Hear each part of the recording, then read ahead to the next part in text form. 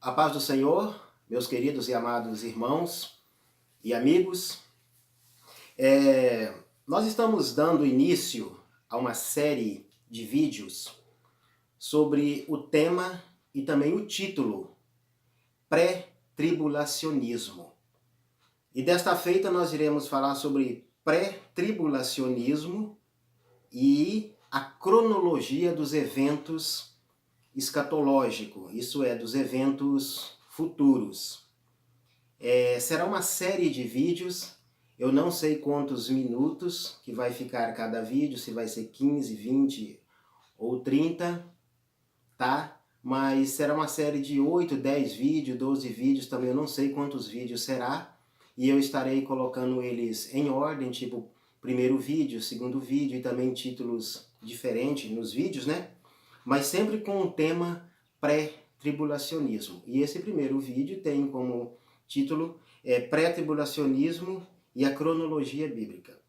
A respeito da cronologia dos eventos futuros, dos eventos escatológicos, eu quero logo adiantar que eu não quero ser dogmático a respeito do assunto e nem tampouco dizer que eu tenho a palavra final sobre o assunto e que eu sou o dono da verdade concernente ao assunto. Porque constitui-se uma tarefa bastante difícil colocar os eventos escatológicos em uma ordem, dizer esse é o primeiro, esse é o segundo, porque além de colocar eles em ordem, existe também o fator tempo e o fator espaço, porque colocar eles na ordem do tempo e na ordem do espaço, porque alguns desses eventos irão acontecer no céu, outros desses eventos irão acontecer na terra, outros desses eventos irão acontecer no submundo, nas regiões espirituais. Então constitui-se uma tarefa bastante difícil. Eu confesso para os irmãos que alguns assuntos eu pensava que aconteceria em primeiro, segundo ou terceiro, mas depois eu tive que rever essa ordem e tive que tirar eles ou deslocar eles do tempo e do espaço, e eles estão aí suspensos e eu não sei aonde colocar a ordem correta deles. Então eu não tenho a palavra final, mas eu darei assim uma direção, estarei dando um norte, e quem tiver interessado ou se interessar pelo assunto, dê prosseguimento e já sabendo que ninguém tem a palavra final sobre esse assunto. O que é certo é, o que está profetizado na Bíblia Sagrada irá se cumprir na íntegra, porque é a palavra de Deus. Mas quanto à ordem, nós não temos uma palavra final. Então, antes de falar sobre a cronologia, eu quero falar um pouquinho da minha história a respeito da escatologia bíblica.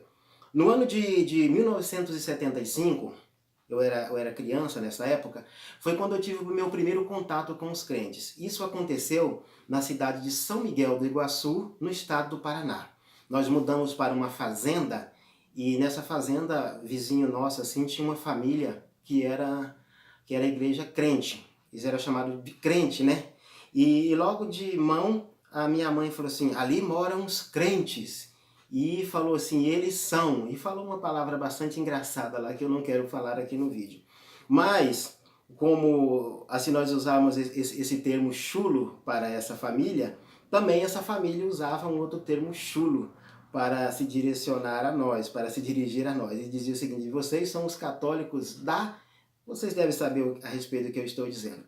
Então, essa família era bastante radical, não deixava as crianças brincar com nós de forma nenhuma. E depois eu descobri de que igrejas, de qual denominação que eles eram, né, qual igreja eles pertenciam, que hoje, na atualidade, eu considero esta denominação, essa igreja, como a igreja mais analfabeta em matéria de Bíblia. Não vou citar o nome dela aqui. Então, muito bem. Mas depois, no ano de 1977, nós mudamos de São Miguel do Iguaçu, no estado do Paraná, para a cidade de Foz do Iguaçu. E nós fomos morar num bairro chamado Boici, que na época era uma favela perigosíssima. Hoje não, hoje é um bairro abençoado, o Progresso chegou ali, eu passei lá tempos atrás, é uma benção esse lugar, ficou uma parte da cidade muito bonita, mas naquela época era uma favela, perigosa demais. Minha mãe trabalhava de empregada, e eu me lembro que uma certa tarde ela estava no trabalho, né, por volta de umas 15 horas, não me lembro o dia da semana, então se aproximou-se duas ou três senhoras, não me lembro a quantidade, fazendo convite para logo à noite nós estarmos num culto em uma igreja evangélica. Mas nisso a minha mãe já estava chegando e recebeu elas e atendeu o convite. E quando elas foram embora, minha mãe disse da seguinte forma: vai tomar banho porque nós vamos na igreja dos crentes esta noite. E eu me lembro que nessa época eu e meu irmão nós tínhamos apenas uma peça de roupa. E minha mãe foi e colocou nós dentro de casa, era uma casa de lona preta, né? Encerado, lá no Paraná fala encerado. E então nós tiramos a roupa, minha mãe foi lavar a roupa para colocar a roupa para secar e nós ficamos escondidos dentro de casa porque nós só tínhamos uma peça de roupa. Então, mas vencemos, Deus abençoe e essa é uma outra história. Enfim, nós fomos na igreja naquela noite, não me lembro se era quinta, terça, domingo, eu sei que era um dia de semana, domingo não era não. E assim nós fomos para lá, e chegando lá cantaram uns hinos da harpa, depois cantaram uns corinhos batendo palma, muito divertido, o culto, nós gostamos, enfim, depois nós mudamos desse bairro para um outro bairro, e um bairro já melhor, né? E de repente um certo dia, eu percebi uma ousadia muito grande da parte dos crentes que os crentes do passado tinham. Um grupo de crentes chega na casa de meu pai, inclusive até minha mãe fica perguntando, mas como que você se lembra de tudo isso? Eu não sei como, mas eu me lembro de tudo isso. Ela diz ela que não se lembra dessas coisas, mas eu me lembro, tá? E é uma benção, né? Deus nos abençoar intelectualmente nesse lado, né? Aí então, esses crentes bateram palmas e se identificaram como crente, e eles tiveram a ousadia de pedir para fazer um culto na casa de meu pai, sendo que nós não éramos evangélicos. Era até uns crentes, uns irmãos da igreja presbiteriana renovada. E meu pai olhou e falou assim, eu aceito. Então fizeram um culto ali, e foi o primeiro contato oficial que nós tivemos com os crentes. Depois minha mãe aceitou Jesus, eu também aceitei Jesus, fomos batizados em águas. Nessa época, batismo em águas, imersão, adulto, fórmula batismal trinitariana, que esse é o batismo bíblico, né? Em águas, né? E a pessoa adulta, e a forma tem que ser trinitariana, em nome do Pai, do Filho e do Espírito Santo. Esse é o batismo bíblico. Então nós somos batizados assim. Tá, mas daí nós começamos a frequentar essa igreja, que era uma benção, e para mim também nos dias de hoje tem um afeto, uma gratidão muito grande por essa denominação. Gosto muito, me dou bem com os irmãos. Então, no final de semana, teve um trabalho, veio um pastor pregar. Sexta, sábado e domingo. E eu me lembro que no final dessa festividade, no domingo, o pastor pregou sobre escatologia bíblica. Eu vou omitir aqui o nome do pastor. E eu me lembro que o pastor pregou da seguinte forma, que Jesus voltaria, o fim do mundo, o arrebatamento da igreja, e assim por diante, era a pregação dele. Mas no final da pregação ele disse algo que impactou a minha vida. Eu não sei se aquilo fez diferença para as outras pessoas, mas para mim fez uma diferença muito grande, que fez uma reviravolta, fez uma revolução dentro do meu coração. Que ele dizia o seguinte, que 1000 anos havia se passado, mas 2000 anos não ia se completar, que o mundo ia acabar, que Jesus ia voltar antes do ano 2000. Aí aconteceu o seguinte, eu não focalizei muito sobre a vinda de Jesus. A minha mente ficou voltada para o fim do mundo. Irmãos, aconteceu um pânico, um medo tão grande dentro de mim, que a partir daquele momento eu nunca mais fui a mesma pessoa. Porque eu ficava preocupadíssimo com aquilo, me bateu uma fobia tão grande, que eu tinha pesadelos, eu tinha sonhos, eu acordava nas madrugadas gritando, gritando apavorado.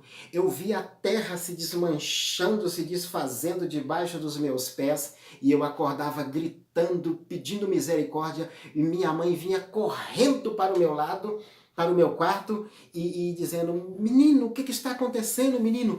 Mas eu ficava tão apavorado que eu perdi o fôlego, eu não conseguia dizer para ela, passar para ela o que estava acontecendo comigo. Tá, porque eu tinha medo do fim do mundo.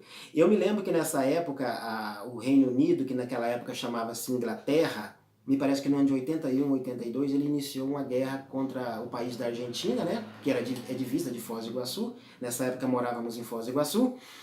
Então ali, eu pensei assim, é o começo do fim do mundo. E eu fiquei com muito medo, mas acabando foi poucos dias, resolveu aquele negócio ali.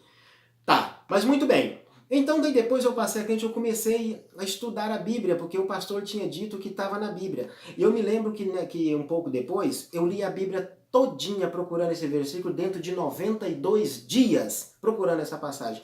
Eu encontrei alguns versículos parecidos na Epístola de Pedro, dizendo que 1000 anos são para o Senhor como um dia, e um dia como 1000 anos. E lá em Salmos também diz que 1000 anos são como o dia de ontem que passou. Mas esse versículo eu não consegui encontrar. E eu me lembro algo bastante interessante, até hilário, que na nossa casa nós usávamos lamparina com óleo diesel para nós alumiarmos a casa. E depois, quando todas as pessoas iam dormir, eu ia ler a Bíblia. E de manhã eu estava com as minhas narinas cheias de fuligem de óleo diesel, fumaça, o picumã, estava pretinha, as sobrancelhas assim, né? Naquela época eu tinha um pouquinho mais de cabelo, né? E o cabelo estava tudo sujo de fuligem de óleo diesel. E minha mãe dizia: menino, o que é isso? Fala, mãe, eu estava lendo um pouco a Bíblia. E minha mãe dizia: menino, você vai ficar doido, não pode ler a Bíblia, porque quem lê a Bíblia fica doido. E depois eu descobri mesmo que a gente quase fica doido mesmo. Tá, muito bem. Aí eu li a Bíblia depois do almoço, depois da janta, depois do café. Minha mãe dizia: não lê a Bíblia depois do almoço de barriga cheia, que você vai vomitar. Olha, você vai ficar cego. E graças a Deus, hoje eu já passei dos 40. Eu cada dia que passa eu estou enxergando um pouquinho melhor. Nunca tive problema de vista. Meus irmãos usam óculos, minha mãe usa óculos, meu pai usa óculos. E eu até hoje não uso óculos não. Graças a Deus, né? Tá, mas muito bem. Então eu comecei a ler a Bíblia, estudar a Bíblia em busca desse versículo. Eu não encontrei. Mas daí eu descobri uma matéria bastante interessante dentro da teologia sistemática, que segundo o pastor Roberto de Carvalho, a escatologia dentro da teologia sistemática é o ponto culminante da teologia. E ele tem razão nessa afirmação que ele está dizendo. Então tá. Então, o mundo vai acabar? Sim, o mundo vai acabar. Está escrito na Bíblia. Jesus Cristo voltará? Sim, Jesus Cristo voltará. É uma certeza, a Bíblia nos dá a garantia disso. Ele disse que voltaria. Os anjos afirmaram que ele voltaria. Os apóstolos e profetas do Senhor anunciam que ele voltará. Nós, na atualidade, afirmamos com muita convicção que Jesus voltará. Mas, enfim, antes da vinda de Jesus, terá os sinais ou eventos que antecederão a vinda de Jesus. É sinais na natureza, é sinais na religião, na vida moral e na vida política. Nós estamos vendo isto acontecer nesses dias. É sinal da vinda de Jesus. Presta atenção. Vinda de Jesus. Não estou falando arrebatamento. Depois nós estaremos colocando as coisas no devido lugar. Tá. Então tá, esse é o primeiro sinal da vinda de Jesus. Esse é o primeiro evento, melhor dizendo, sobre a vinda de Jesus. É os sinais. Segundo, vem o arrebatamento da igreja. Porque eu pensava que logo iria acontecer, era o fim do mundo. Mas primeiro tem os sinais da vinda de Jesus. Depois tem o arrebatamento da igreja. Em que consiste o arrebatamento da igreja? Resumindo, o arrebatamento da igreja é um evento onde o Espírito Santo ressuscita os mortos que morreram em Cristo, transforma aqueles que estiverem vivos em Cristo, que passaram pelo processo do novo nascimento, e os conduz dessa região terrestre para a região celestial para estar com o Senhor.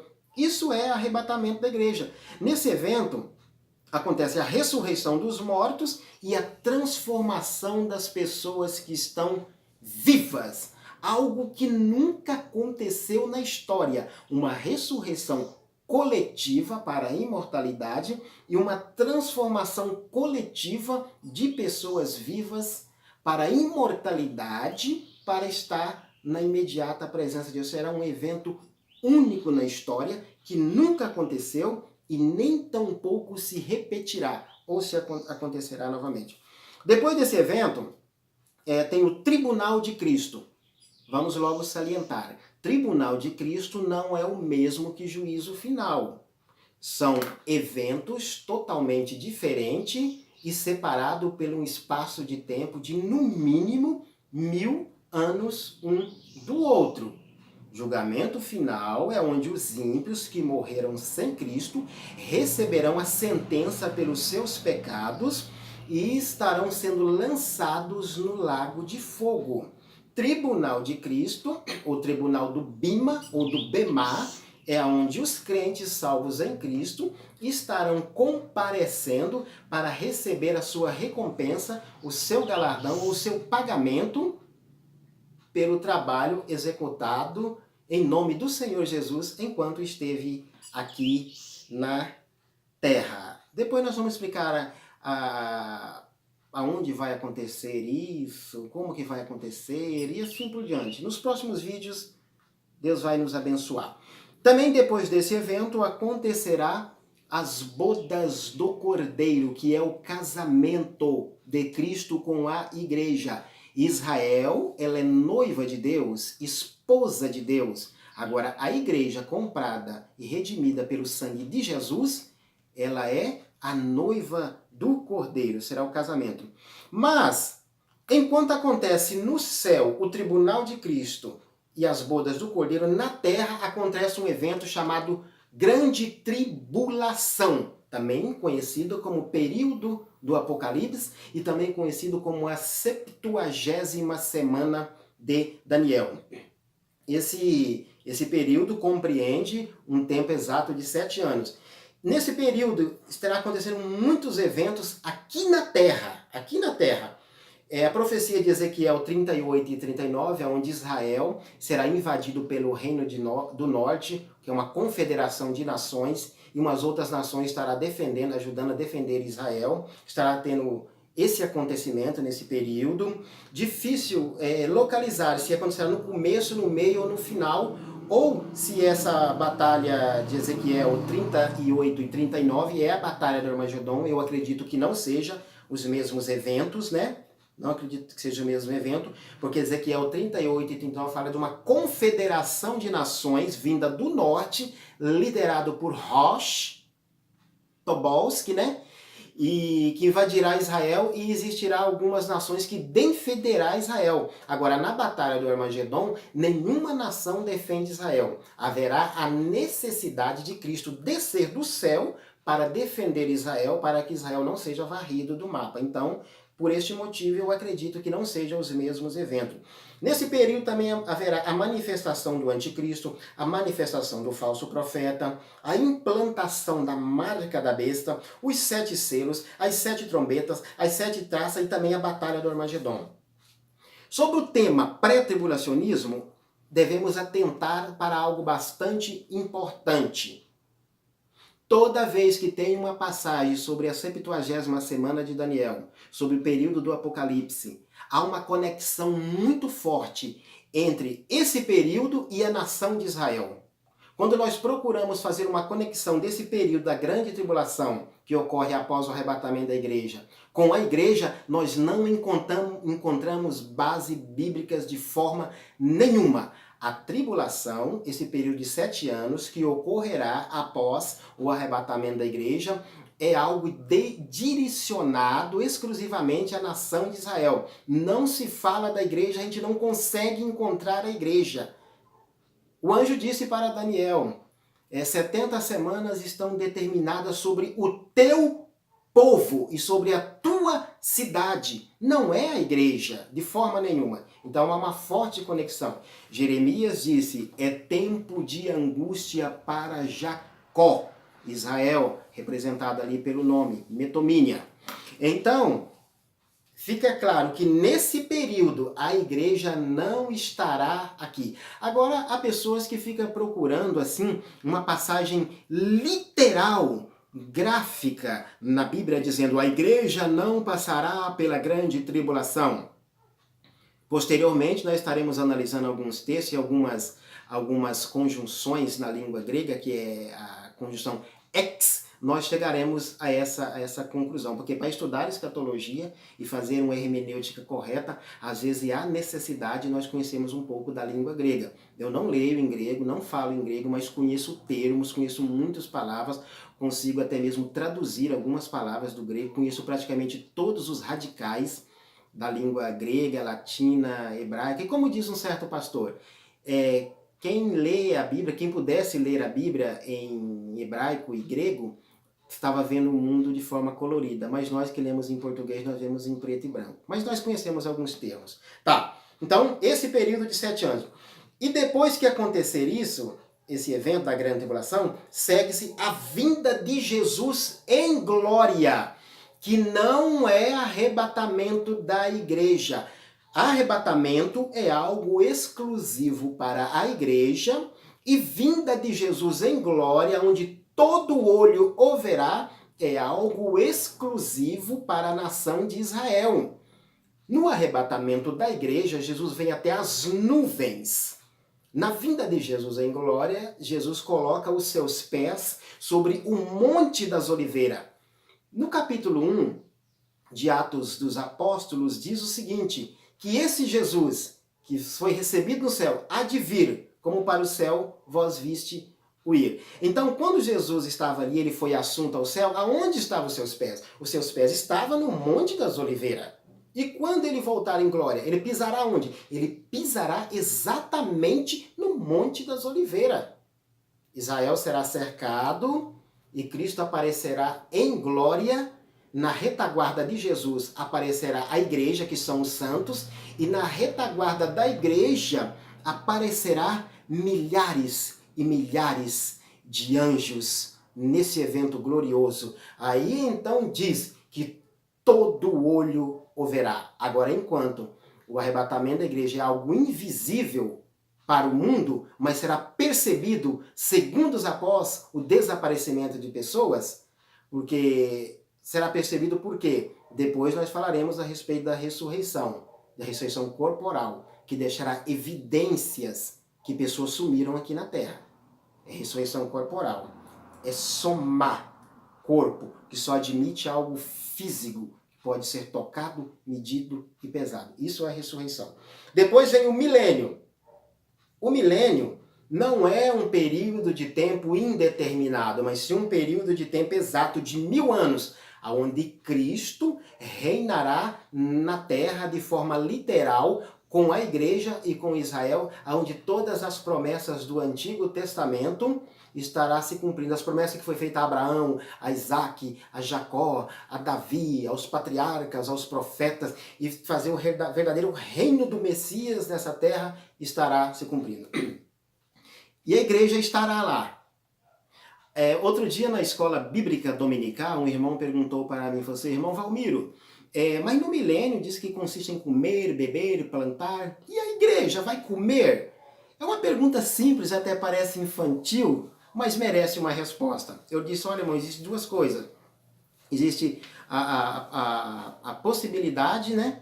A possibilidade e a necessidade. Será possível a igreja comer? Sim, ela terá capacidade, mas ela terá necessidade? Não, ela não terá necessidade, porque ela já está em corpo de glória. Cristo, quando ressuscitou no domingo, em corpo de glória, que é o modelo do corpo de todos os crentes no futuro, para a imortalidade, ele comeu e ele também bebeu. Então há a possibilidade, mas também não há necessidade. Cristo tinha necessidade? Não.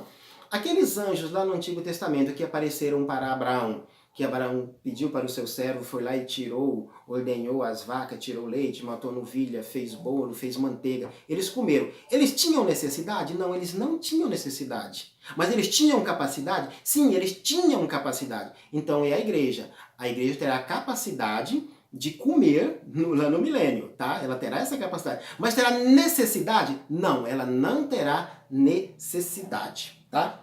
Então, o milênio, literal, Cristo reinando a partir de Jerusalém, será um reino maravilhoso. Os detalhes que a Bíblia dá é imprescindível, são coisas maravilhosas.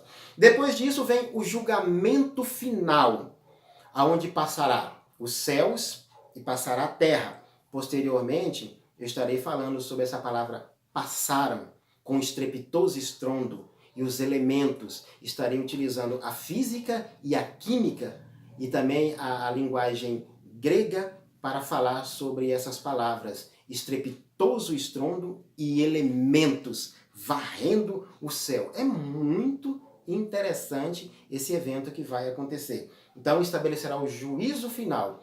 Todas as pessoas que morreram sem aceitar Jesus, sem passar pelo processo do novo nascimento, elas estarão recebendo a sua sentença. Porque hoje as pessoas já estão condenadas.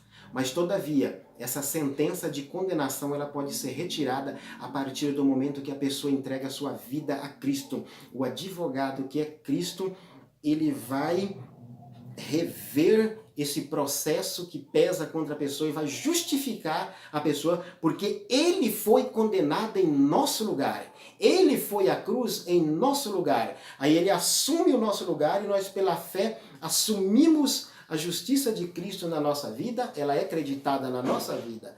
Então, naquele dia, as pessoas estarão recebendo simplesmente a sentença dos seus pecados e estarão sendo lançados no lago de fogo. Depois disso, vem a eternidade, que é o dia da eternidade. Esse dia aqui não é um período definido de tempo, é um período indefinido.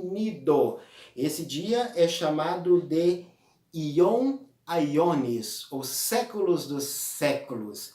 É um dia que nunca se acabará. Pedro chama o dia de agora e o dia da eternidade. Como acontecerá essa fusão do céu e da terra? Nós não sabemos. Como será eliminado o elemento tempo para que tenha valia nesse dia, só o dia da eternidade? Nós não sabemos. Mas uma coisa nós estamos certos.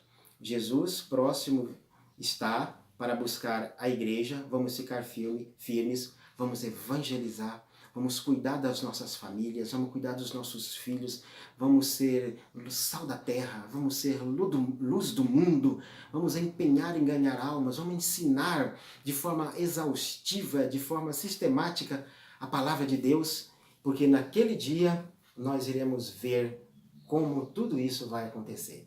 Que Deus em Cristo nos abençoe. Até o próximo vídeo. Amém.